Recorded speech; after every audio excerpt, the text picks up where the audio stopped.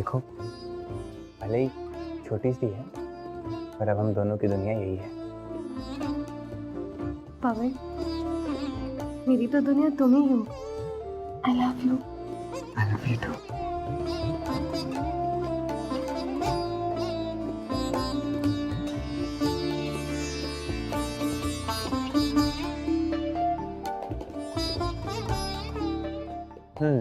सो पवन, हमने जो किया वो सही किया ना? कविता, प्यार करना गलत है क्या? तो फिर प्यार करने वालों को दुनिया गलत क्यों समझती है?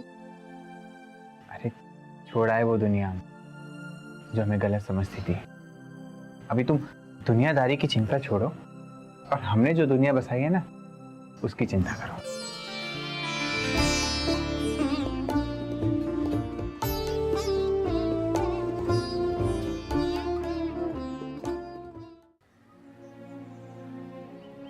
नमस्कार दोस्तों, मैं कुणाल सिंह राजपूत एक बार फिर से आप सभी का आपके ही पसंदीदा शो प्यार में सावधान में स्वागत करता हूं। दोस्तों, कहते हैं कि प्यार भगवान की देन होती है और इसीलिए जब कोई इंसान दूसरे इंसान से प्यार करता है तो ना तो वो उसकी जात पात देखता है, ना ही ऊंच नीच और ना ही अमीरी गरीबी। और कुछ ऐसा ही हुआ महाराष्ट्र के एक छोटे से गांव में रहने वाले पवन और कविता के बीच में। एक तरफ पवन उस गांव के एक गरीब परिवार से ताल्लुक रखता था, तो दूसरी तरफ कविता उस गांव के सबसे अमीर खानदान की बेटी थी। दोस्तों, पवन और कविता इस बात को अच्छी तरीके से जानते थे कि उनका परिवार इस रिश्ते को कभी भी स्वीकार नहीं करेगा। इसीलिए दोनों भागकर मुंबई आ गए और वहां आने के बाद दोनों ने शादी भी कर ली। एक छोटा सा मकान किराए पर लिया और दोनों शांति से रहने लगे। दोनों एक तरफ जहां पूरी दुनिया से बेखबर होकर अपनी ही दुनिया में खोए थे, वहीं दूसरी तरफ कविता का बड़ा भाई योगेश, जो कि अपने इलाके का दबंग आदमी था, अपनी बहन के इस तरह से भाग जाने से बहुत परेशान और बहुत गुस्से में भी था। ढूंढते रहो, ढूंढते रहो। साथ जिंदा नहीं छोड़ूंगा दोनों में से किसी एक को भी। उस पवन के घर वालों पर दबाव बनाए रखो और मारो और ठोको। पता होगा अभी तो हरामी आसानी से बताने वाले नहीं है। दिमाग खराब हो गया तुम्हारा? हाँ, देख, सोचना तुम्हारा काम नहीं है। मैंने जितना बोला उतना कर। इसमें चाहेगा पूरे गांव को खबर कर देनी है क्या? तो देख, तुझसे नहीं हो रहा है ना तो मेरे को बोल, मैं खुद जाके पर्सनली ढूंढ के मारूंगा उन्हें। पानी। देखिए, इतना गुस्सा ठीक नहीं है। मानते हैं कि कविता से गलती हुई है, मगर कुछ भी हो, है तो आपकी सगी बहन ही ना। और वैसे भी उम्र के इस पड़ाव में बच्चों से अक्सर गलती हो जाया करती है और हम बड़ों का फर्ज होता है कि उन्हें मना बुझाकर घर वापस लेके आए। बच्ची है, नादान है। बच्ची नहीं है वो, बच्ची नहीं है। और हाँ, आज के बाद मेरे लिए मर गई वो। सामने मिली ना तो खुद गला खोद कर मार दूंगा। उसकी साइड लेने की कोशिश भी मत करना।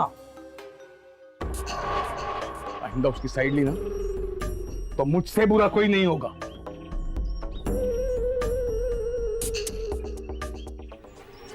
हे देवा, अब क्या होगा?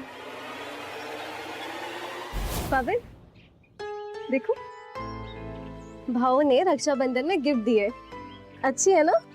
अरे बहुत अच्छी है। काफी महंगी होगी ना? हाँ तो एक लौती बहन हूं मैं, इतना तो कर ही सकते हैं भाव मेरे लिए।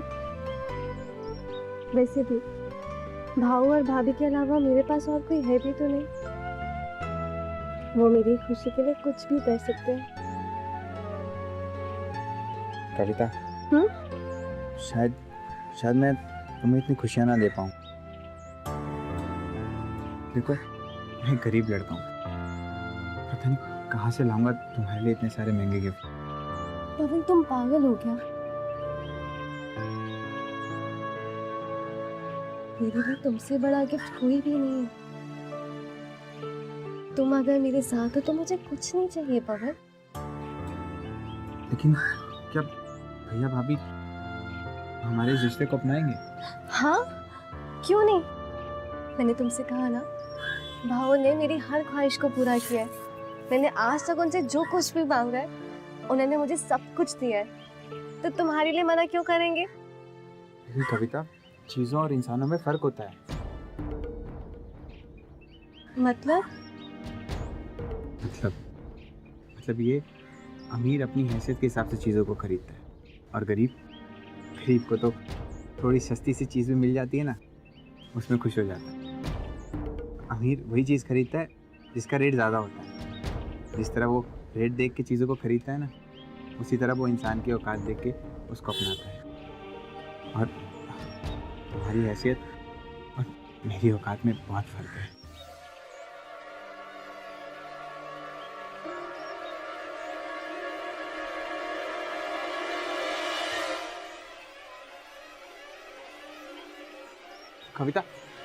कविता बुरा मान गई क्या? मैंने कुछ ज्यादा बोल दिया क्या? कविता,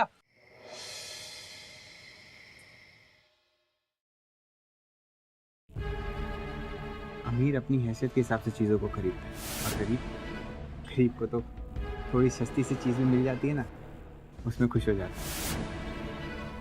अमीर जिस तरह वो रेट देख के चीजों को खरीदता है ना, उसी तरह वो इंसान की औकात देख के उसको अपनाता है। तुम्हारी हैसियत और मेरी औकात में बहुत फर्क है। तुम्हारी हैसियत और मेरी औकात में बहुत फर्क है। तुम्हारी हैसियत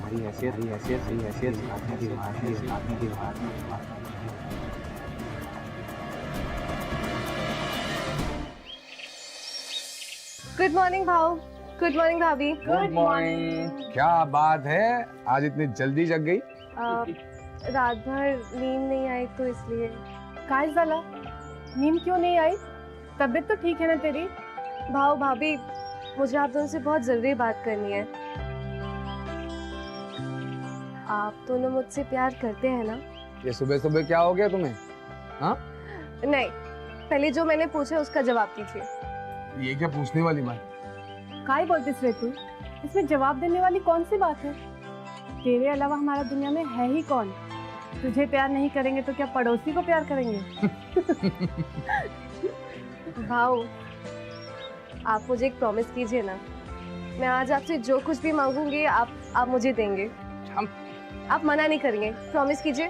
कैसी बातें कर रही हो कविता? मेरे पास ये सब जो भी है तुम्हारा ही तो है। फिर भी कुछ खास मांगना है तो बता दो। नहीं, पहले आप प्रॉमिस कीजिए। अरे प्रॉमिस बाबा, प्रॉमिस। अब कहो तो क्या चाहिए? मैं एक लड़के से प्यार करती हूँ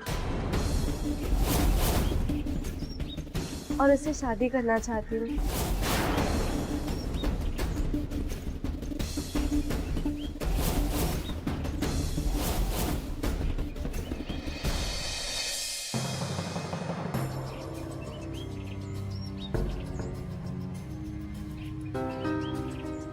बस इतनी सी बात।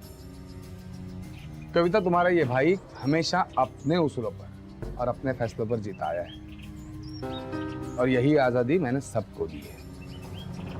इसलिए तुम्हारी जिंदगी के सब फैसले करने का तुम्हें पूरा हक है। लेकिन उससे पहले कुछ बातें जरूर कहना चाहूंगा। कविता, जिंदगी के फैसले लेने के मामले में मेरे ख्याल में तुम अभी भी बच्ची हो। इसलिए कोई भी फैसला लेने से पहले जल्दबाजी मत करो। अभी पढ़ाई की उम्र है, पढ़ाई पूरी कर लेना और उसके बाद तुम जिससे कहोगी उससे मैं तुम्हारी शादी कर दूंगा। सच? प्रॉमिस। थैंक यू भाऊ, आप बहुत अच्छे हैं।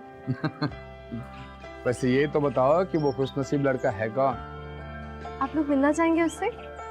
मिलना तो होगा। ओके। अरे नाम तो बताती जाओ। पवन।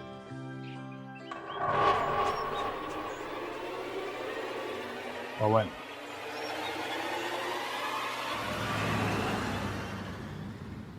अभी के अभी गांव छोड़कर चला जा। लेकिन तुझे क्या लगा तू जैसा 2 कौड़ी का इंसान योगेश जाधव की बहन से प्यार करने की हिम्मत करेगा, उसे शादी रचाने के सपने देखेगा, उसके आसपास भी देखे ना आज से, तो तेरे शरीर का वो हाल कर दूंगा जिससे तेरी रूह भी काबू उठेगी। नहीं नहीं भाऊ, अभी क्या बोरिया बिस्तर बांध और गांव छोड़कर चला जा, समझा? ठीक है बाबू।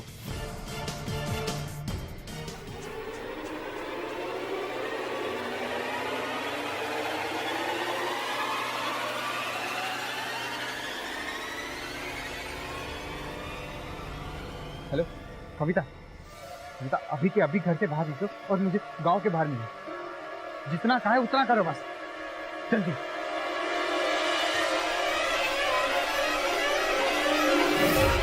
मैं नहीं मानती कि भाव मेरे साथ ऐसा कर सकते हैं।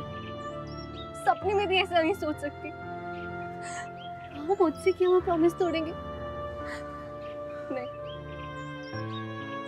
मतलब मैं झूठ बोल रहा हूँ? देखो, अगर मुझे झूठ बोलना होता ना तो मैं तुम्हें यहाँ नहीं बुलाता। लेकिन मैं भाव को जानती हूँ। उन्होंने मुझसे प्रॉमिस किया था, मैं जहाँ चाहूंगी वो मेरी शादी वहीं कराएंगे पवन। अच्छा, अगर इतना यकीन है ना तो चलो भाऊ के पास चलते हैं, फिर सब दूध का दूध और पानी का पानी हो जाएगा। देखो पवन, मैं तुम्हें सिर्फ 4 साल से जानती हूँ और अपने भाव को तब से जब से मैंने होश संभाला है। भाव मुझे धोखा नहीं दे सकते।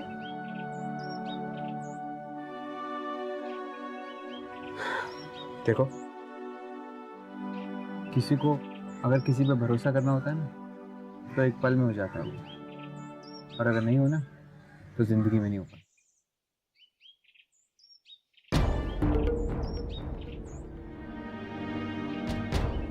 पवन,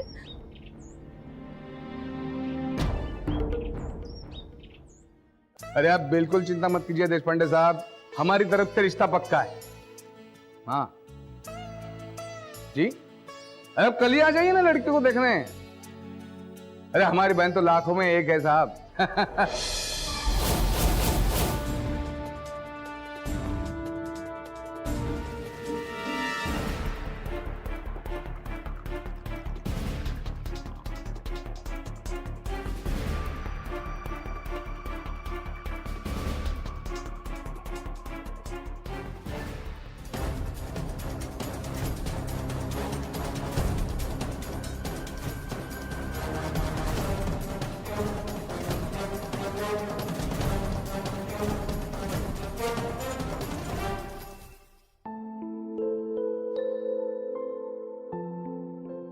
सफर जैसा भी हो लेकिन अकेले नहीं चला जाता। कोई ना कोई हम सफर जरूर चाहिए होता है। मुझे तुम जैसा हमसफर नहीं चाहिए जो रास्ते में साथ छोड़ दे। पवन, आई एम रियली सॉरी। देखो, मुझे सच्चाई का नहीं पता था। तो मुझे एक बात बताओ, अगर तुम मेरी जगह होते तो क्या करते? नहीं, मैं वैसा तो नहीं करता जैसे तुमने किया। आई एम सॉरी पवन, मैं जानती हूँ कि मुझसे बहुत बड़ी गलती हुई है। चलो हम यहाँ से कहीं दूर चलते हैं जहाँ हमें कोई अलग ना कर सके। नहीं, तुम्हारी हैसियत और मेरी औकात में बहुत फर्क है।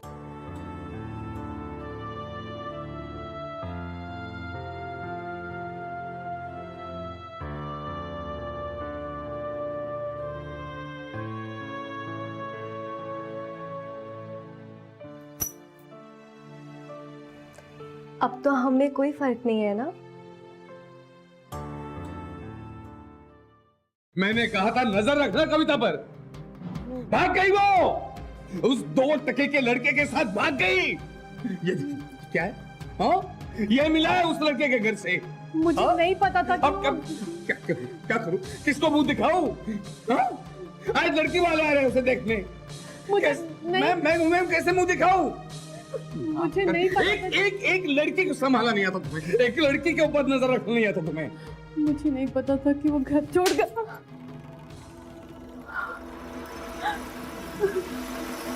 पछताओ।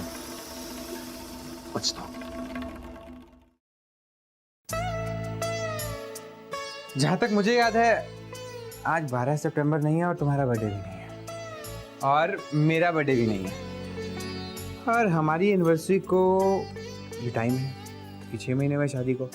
आज फ्रेंडशिप डे भी नहीं है, आज वैलेंटाइंस डे भी नहीं है। तो आज कौन सा स्पेशल डे है? गेस करो, याद करने की कोशिश करो ना। नहीं याद आ रहा। पवन, याद करने की कोशिश करो। प्लीज तड़पाओ मत, बताओ ना आज क्या है। तुम्हें वो रात याद है जब तुमने प्रोटेक्शन नहीं लिया था और मैंने भी? मतलब मैं पापा बनने वाला हूँ। I love you so much. I love you so much. I love you. I love you. I love you. I love you too.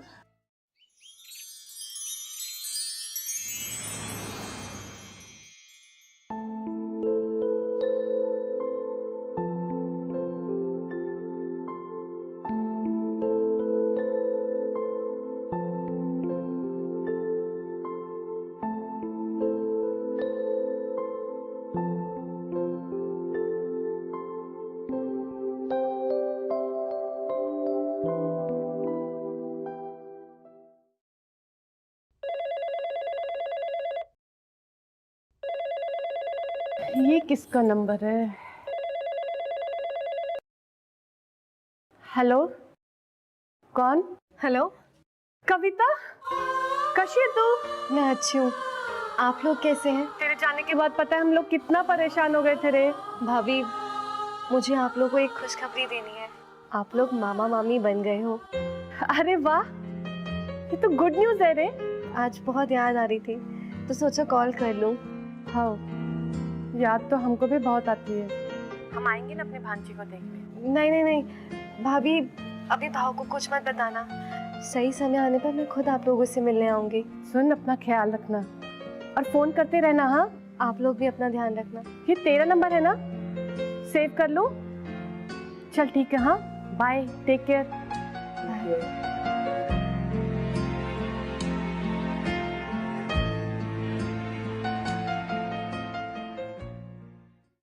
किससे बात कर रही थी? वो मेरे एक दोस्त का फोन था,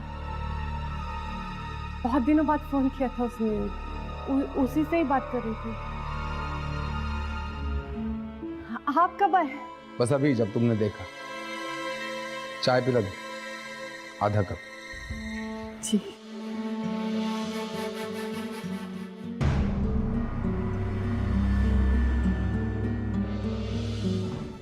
सेठ जी आप प्लीज मेरी बात को समझने की कोशिश करो। सेठ जी मेरा बच्चा हॉस्पिटल में एडमिट है। सेठ जी मुझे 20,000 रुपए की सख्त जरूरत है। मैं आपको वादा करता हूँ कि 4 महीने में आपको वापस कर दूंगा। प्लीज सेठ जी। हेलो हेलो सेठ जी, आप मेरी बात सुन रहे हैं ना? हेलो सेठ जी, आवाज आ रही है ना? हेलो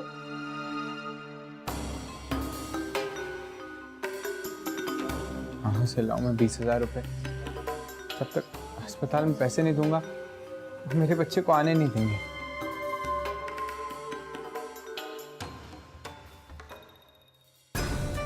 अरे कविता, तुम बच्चे को कैसे ले आई? लेकिन तुमने बच्चे को डिस्चार्ज कैसे दे दिया? पैसे का इंतजाम हो गया था। लेकिन कैसे? भाव ने मेरे अकाउंट में 50,000 ट्रांसफर कराए थे। हमने तुम्हारे भाई ने उन्हें हमारे बारे में पता कैसे चला? मैंने भाभी को कॉल किया था और मामा बनने की खुशी में भाई ने मुझे 50,000 दिलवाए थे, ताकि उन्हें लगा कि मुझे कहीं ज़रूरत ना पड़ जाए। मैंने कहा था ना, मैं एक लौती बहन हूँ भाव और भाभी की। वो मुझसे बहुत प्यार करते हैं और एक ना एक दिन तो वो मुझे माफ़ कर ही देंगे। भगवान, उन्होंने हमें माफ़ कर दिया है। कविता, तुमने उन्हें बताकर ठीक नहीं किया, बहुत गलत किया। तुम्हें याद है भाव ने ये वादा किया था कि वो तुम्हारी शादी मुझसे कराएंगे, लेकिन फिर उन्होंने तुम्हारी शादी कहीं और तय कर दी थी। मुझे तो इसमें भाव की कोई चाल लगती है। पवन तुम भी ना कुछ भी सोचते हो, ऐसा कुछ नहीं है। देखो अब तो हमारी शादी हो चुकी है, हम माँ बाप बन चुके हैं, हमारा एक बच्चा है, मतलब ऐसे क्यों करेंगे। तुम ना खामखा टेंशन लेते हो, सो रिलैक्स ओके। मुझे कुछ ठीक नहीं लग रहा है, लेकिन तुम उन लोगों से ना दूरी बना कर रखना, जितना हो सके उतना सावधान रहना। अब तुम अपना बच्चे का ख्याल रखो, मैं कुछ फ्रूट्स लेकर आता हूँ।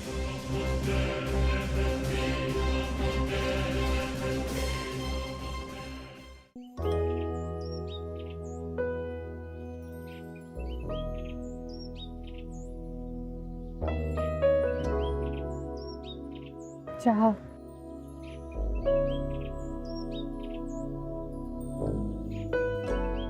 चाह फोन देना।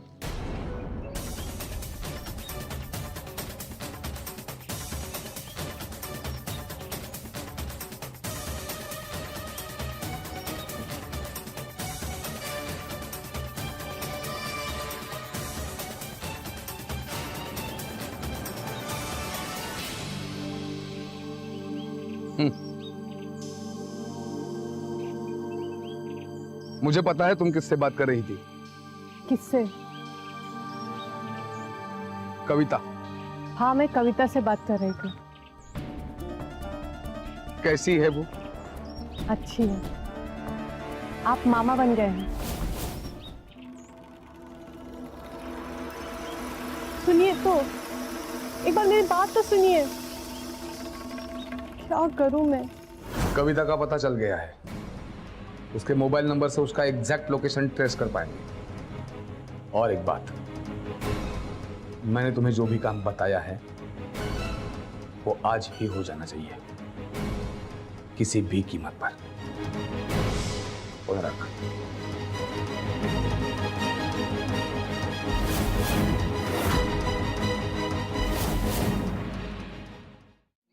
नमस्कार दोस्तों, मैं कुणाल सिंह राजपूत एक बार फिर से आप सभी का आपके ही पसंदीदा शो प्यार में सावधान में स्वागत करता हूं। दोस्तों, अब तक आपने देखा कि एक तरफ योगेश को पवन और कविता का पता चल चुका है।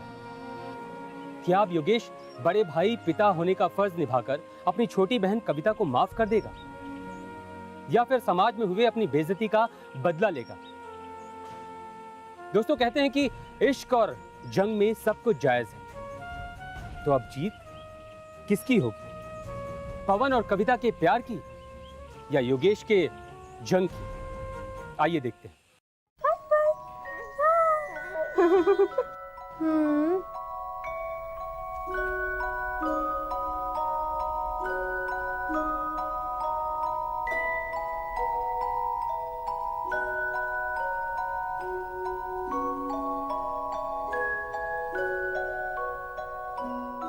ये सब कहाँ से आया? क्या है? भाभी ने भेजा है। ये फ्रिज, ये टीवी, ये म्यूजिक सिस्टम, भैया भाभी ने? अरे पहले एहसान कम है क्या उनके हम पर, जो अब ये सब? पवन, तुम हर बात को उल्टा क्यों ले जाते हो? भाव भाभी के लिए मैं बच्ची समान हूँ। ये सब एहसान नहीं है, प्यार है उनका। ये प्यार ना किस दिन बहुत महंगा पड़ेगा हमें। तुम एक बात बताओ, तुम भाव भाभी से इतनी नफरत क्यों करते हो? मैं नफरत नहीं करता, तुम मेरी बीवी हो। जितना कमाता हूँ उसमें तुम्हें खुश रखने की कोशिश करता हूँ, लेकिन अब तुम्हारी खुशियाँ बढ़ गई हैं। और बढ़े भी क्यों ना, तुम वैसे भी इन सब चीज़ों में ही बड़ी हुई हो। ये ऐशो आराम की ज़िंदगी, ये महंगे महंगे तोहफे, ये महंगी महंगी चीज़ें। लेकिन मैं ऑटो ड्राइवर हूँ ना, ये सब तुम्हारी ख्वाहिशें पूरी नहीं कर सकता। इसलिए तुम मुझे यही जताना चाहती हो ना कि तुम्हारी हैसियत और मेरी औकात में बहुत फ़र्क है। पवन, तुम बात को कहाँ से कहाँ ले जा रहे हो? जैसा तुम सोच रहे हो वैसा बिल्कुल भी नहीं है। एक बात बताओ, हर माँ बाप अपने बच्चे को खुश देखना चाहता है ना?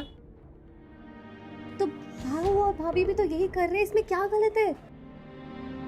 कल को पवन हमारा बेटा बड़ा होगा, तुम चाहोगे कि वो एक ऑटो ड्राइवर बने? तुम्हारी भी तो सपने होगी, कुछ फ्यूचर प्लानिंग्स होगी। बस भाऊ भाभी भी तो हमें खुशी देखना चाह रहे हैं, इसमें क्या गलत है? जो तुम हर बात को उल्टा ही ले जाते हो, छोटी सी बात को बड़ा बना देते हो बस। छोटा ही तो हूँ, जो ये छोटी छोटी बातें मुझे समझ में नहीं आती, लेकिन एक बात तो समझ में ज़रूर आती है कि अब हम पहले जैसे नहीं रहे और तुम वो कर रही हो जो मैं नहीं चाहता। तो मैं क्या करूं पवन? भाऊ भाभी है वो मेरे, हमें खुश देखना चाहते हैं। अगर वो हमारे बारे में इतना कुछ सोच रहे तो इसमें क्या गलत है? अभी तुम्हें कुछ समझ नहीं आएगा, लेकिन बाद में इसका अंजाम बहुत गलत होगा। पवन, पवन,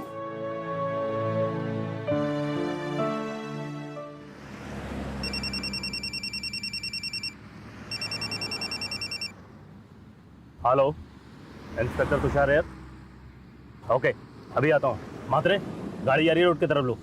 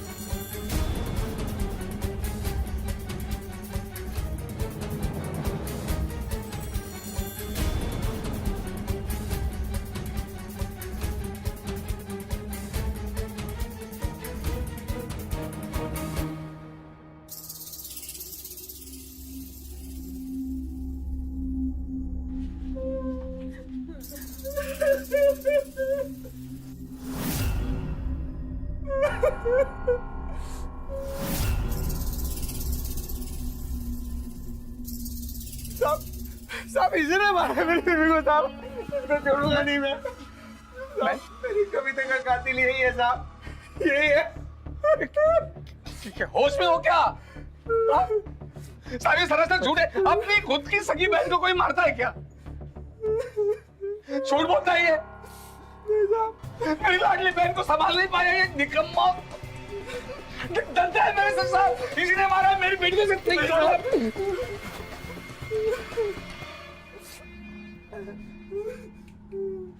हवलदार, डेड बॉडी को पोस्टमार्टम के लिए भेजो। देखो, जो कुछ भी है तुम दोनों सच सच बता दो, ये तुम दोनों की सेहत के लिए अच्छा होगा, वरना हमारे पास बहुत सारे रास्ते हैं सच उगलवाने के।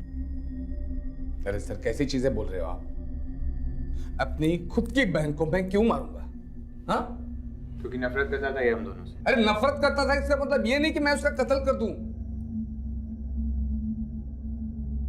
समझ नहीं रहा? एक बात बता, तो ऑटो ड्राइवर है ना? हाँ जी। तेरे घर में इतनी एक्सपेंसिव चीजें कहाँ से आई? ब्रांडेड कपड़े, टीवी, फ्रिज, ज्वेलरी। एक ऑटो ड्राइवर 1-2 साल में इतना कमा सकता है क्या? हाँ, ये सब इन्हीं की मेहरबानी थी। मतलब जब भी मेरे घर में कोई सामान आया इन्होंने ही भेजा। साहब ये झूठ बोल रहा है, सरासर झूठा इल्जाम लगा रही है। साहब, कविता की शादी के बाद मैंने उससे रिश्ता खत्म कर दिया और उस दिन के बाद मैंने इसके पास एक भी चीज नहीं भेजी, एक भी चीज। साहब झूठ मैं नहीं, ये बोल रहा है। यही भेजता था अपनी बहन को नया नया सामान। तो तुमने नहीं भेजा तो कौन भेजेगा मेरे घर पे? अरे मुझे क्या पता किसने भेजा? हद होती है बेशर्मी की। अगर ये इंसान हमेशा झूठ बोलता है हम लोगों से, हमेशा। बस बहुत हो गया। मैंने तुम्हारे घर में कोई चीज नहीं भेजी है तो नहीं भेजी है, समझ में नहीं आता तुम्हें? तुम्हारा कहने का मतलब है कि कविता ने मुझसे झूठ बोला। देखिए साहब, जब भी कोई सामान आया है कविता ने मुझे यही बोला है कि वो सामान भाऊ और भाभी ने भेजे।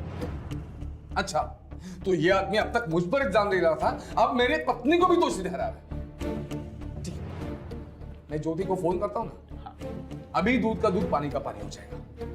लगाओ। हाँ ज्योति, मैं पुलिस स्टेशन में हूँ, फोन लाउड स्पीकर पे रखता हूँ।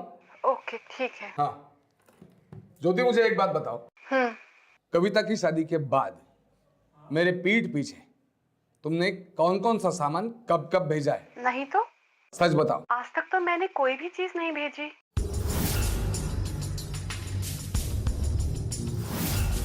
ठीक है, मैं तुम्हें बाद में फोन करता हूँ।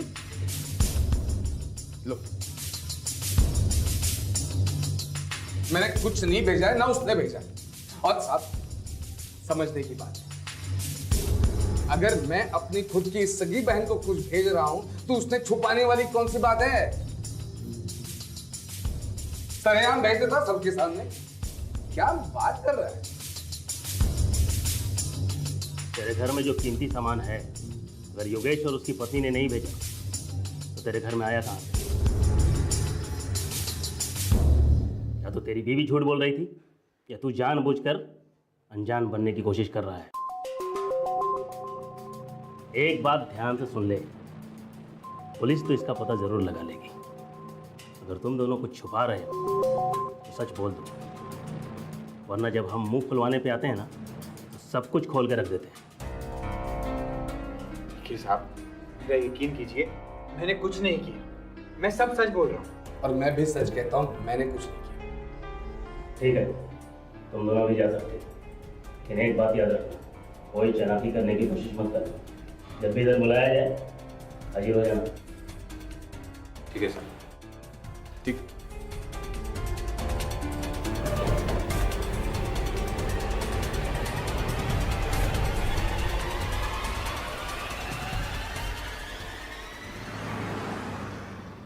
Jain sir.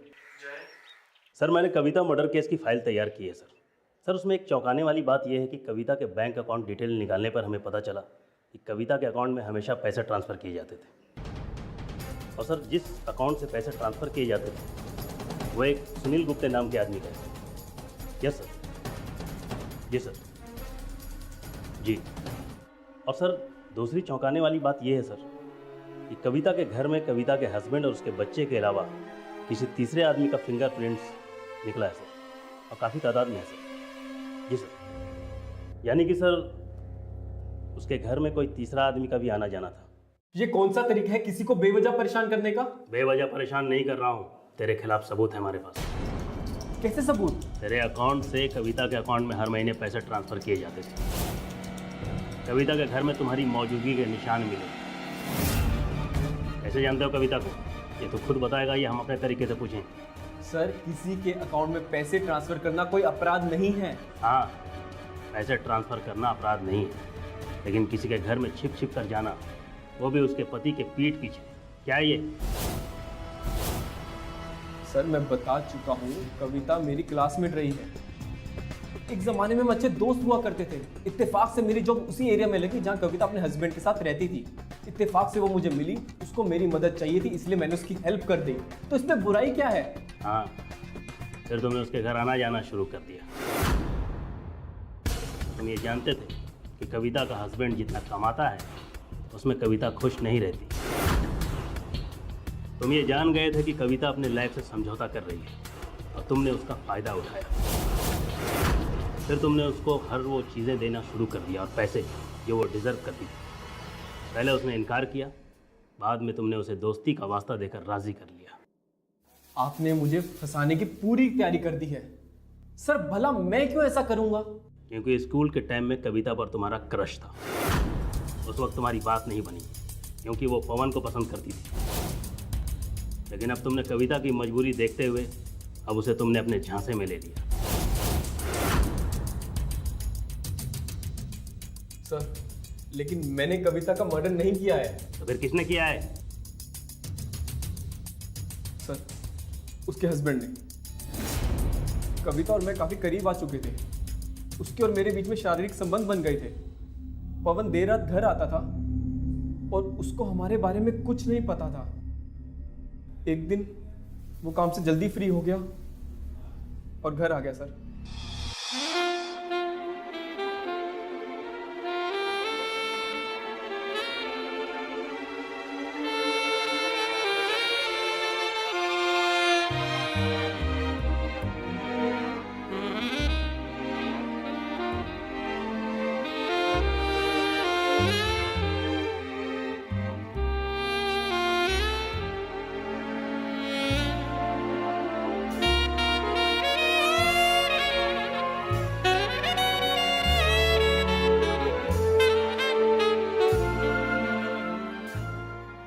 Happy birthday sweetheart.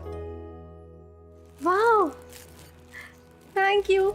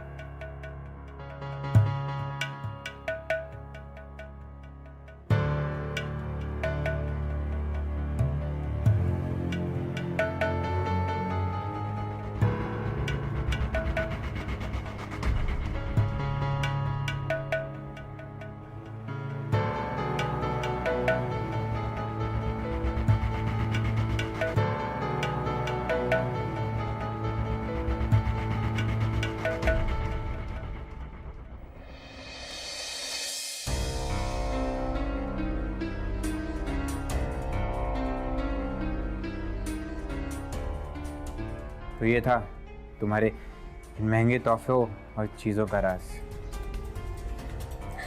I am sorry, please ऐसे मत बोलो।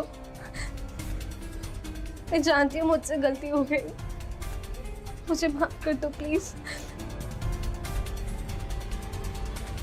गलती गलती से ही होती है, लेकिन इसमें तुम्हारी कोई गलती नहीं है। नहीं तुम्हें आज तक वो खुशियां नहीं दे पाया जिसकी तुम हकदार हो। नहीं पवन, प्लीज ऐसे मत बोलो। आई एम सॉरी, मैं जानती हूँ मुझसे गलती हुई है, मैं दोबारा ऐसा नहीं करूँगी। Please, I am sorry. ठीक है, जो हो गया सो हो गया। आज के बाद ये गलती दोबारा कभी मत दोहराना।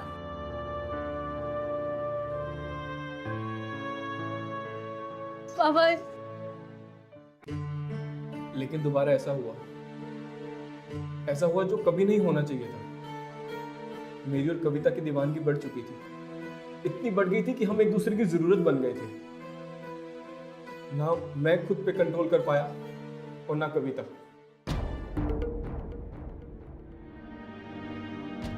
सुनील, पवन को हमारे बारे में पता चल गया है। कविता, मुझे इस बात से फर्क नहीं पड़ता। मुझे सिर्फ ये पता है कि हम दोनों एक दूसरे से प्यार करते हैं। हम एक दूसरे के बिना नहीं रह सकते।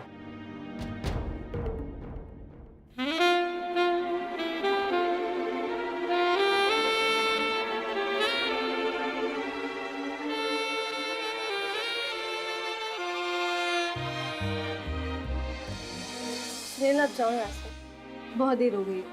ओके स्वीटहार्ट, लेकिन जब भी फ्री हो मुझे कॉल करना। लेकिन जब कॉल करूँ तभी आना, okay? Okay, bye. Bye.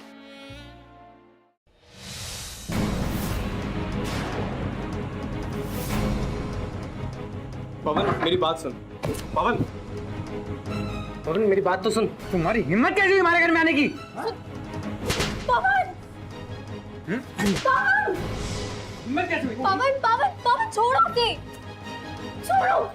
Sunil, तुम जाओ यहाँ से। आज के बाद इस घर में दिख मत जाना, तुम जान से मार दूंगा तुझे। सुनील, जाओ यहाँ से।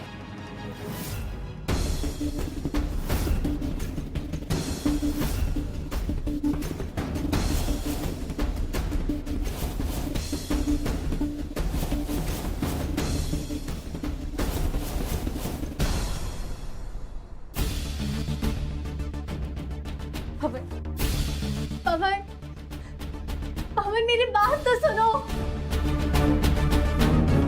पवन, पवन मेरी बात तो सुनो।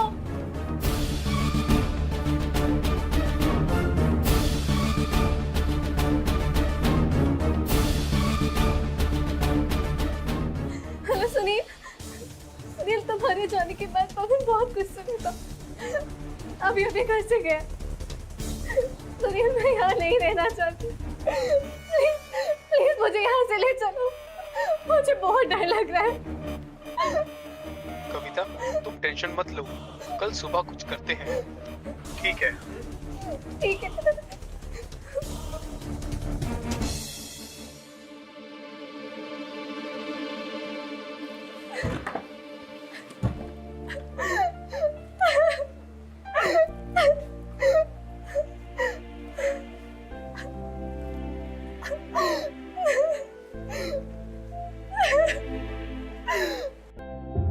सारा ड्रामा पता चल चुका है, तेरे मुंह से सुनना है। हाँ, मैंने मारा उसे क्योंकि मेरे पास और कोई रास्ता नहीं था। उसकी बेवफाई मुझसे बर्दाश्त नहीं हुई।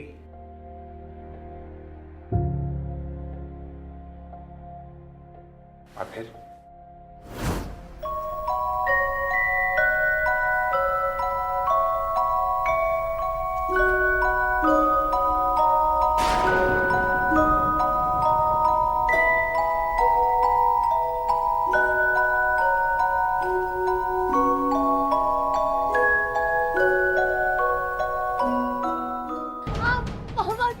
दूसरे मर्दों के साथ रंगरलियां मनाते हो, तुझे शर्म नहीं आती? हाँ, पवन छोड़। मेरा प्यार कम पड़ जाता है जो मेरे जाने के बाद अपने घर में यार को बुलाती है। पवन मुझे दर्द हो रहा, मुझे छोड़ो। उससे अच्छी तो बाजारू औरतें जो कम से कम कुछ भी करती हैं, खुलेआम तो करती हैं। छोड़ो मुझे। नहीं है शर्म मुझ में, नहीं है। सुनील मुझसे प्यार करता है। ऐसे जुबान लड़ाएगी? तुम्हें पता है मेरी सबसे बड़ी गलती क्या थी? मैंने नादानी में तुमसे शादी करी। भाव भाभी मुझे समझाते रहे, लेकिन मैंने उनकी एक ना सुनी। उनको छोड़कर अपने घर को छोड़कर तुम्हारे साथ शादी करी। और तुम्हें तो मेरी परवाह तक नहीं है। मैं भूल गई थी, जीने के लिए सिर्फ प्यार नहीं, पैसा भी चाहिए होता है। वो जो तुम मुझे नहीं दे सकते, मेरी जरूरतों को सुनील पूरा करता है। और सुनना चाहते हो तुम? क्या चाहते हो तुम? मेरा बच्चा तुम्हारी तरह बड़ा के ऑटो ड्राइवर बने या फिर कोई बदमाश? बोलो। तुमने मुझ पर हाथ उठाया ना, इसलिए मैं अपने बच्चे को लेकर तुम्हें छोड़कर जा रही हूँ। कहाँ जा रही हो तुम? कैसे जाने दूँ तुम्हें? बड़ा मजा आता है दूसरों के साथ रंगरलियां मनाने का तुझे। हाँ, बड़ा मजा आता है ना? हाँ, बड़ा मजा आता है। मुझे छोड़ के जाएगी? दूंगा नहीं तुझे। नहीं जाना है, हमेशा के लिए दूर कर दूंगा तुझे।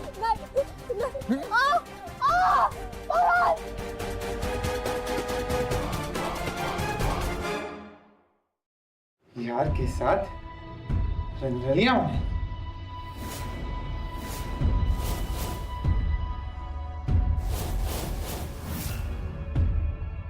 दोस्तों, गवाहों और सबूतों के बिना पर यह साबित हो गया कि कविता का मर्डर पवन ने ही किया था।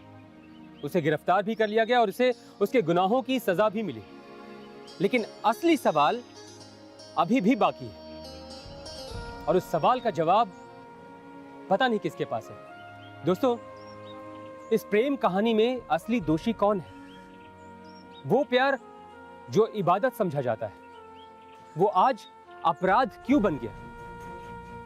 अगर इसका जवाब हम ढूंढने की कोशिश करेंगे तो इसका जवाब हमें अपने समाज में अपने ही आसपास यहीं कहीं मिल जाएगा। एक दूसरे पर भरोसे की कमी, परिस्थितियों से समझौता, या फिर अनजाने में की गई एक छोटी सी भूल। जो भी हो, आप सब इस बात का ध्यान रखिए, रहिए सतर्क और सावधान, खासकर प्यार में। एक सच्ची और नई कहानी के साथ दोबारा आपसे मुलाकात होगी। तब तक मुझे यानी कि कुणाल सिंह राजपूत को दीजिए इजाजत। नमस्कार।